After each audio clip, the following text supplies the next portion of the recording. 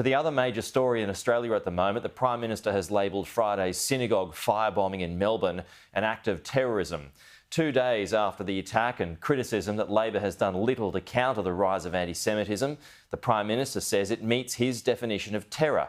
He's announced an extra $32.5 million in funding to help enhance security at synagogues and Jewish schools.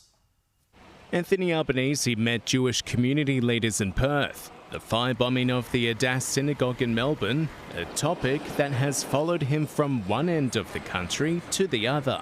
This has been aimed at creating fear, and that is what terrorists seek to do.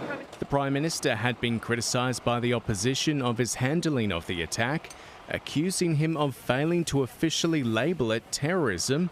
It took 2 days. This is an act of terrorism, pure and simple. But the PM says it's not that simple. The state jurisdictions who have the lead on this through Victoria Police will make an assessment and a recommendation. That's the formal process. A meeting of Victoria Police and Australian Federal Police will take place in Melbourne on Monday to officially determine whether the arson attack was an act of terror.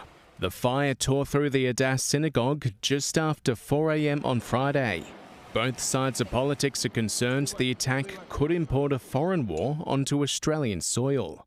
Anthony Albanese was called out by Israel Prime Minister Benjamin Netanyahu, saying Labor's stance on Israel led to the incident.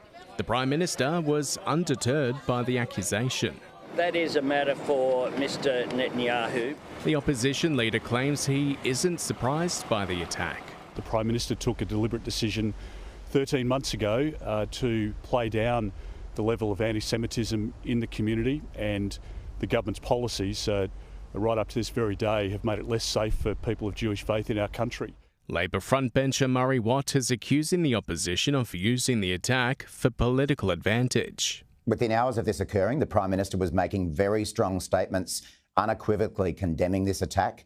And of course, we've taken a range of actions over the last couple of years to try to crack down on anti-Semitism as well. So I think it's just very disappointing that Peter Dutton can't avoid politicising these sorts of terrible events.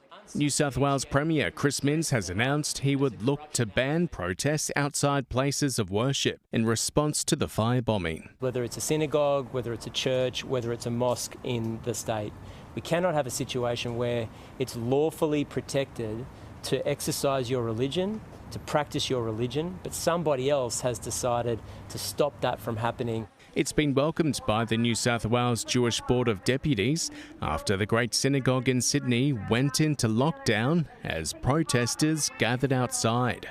Nathaniel Keesing, Sky News, Sydney.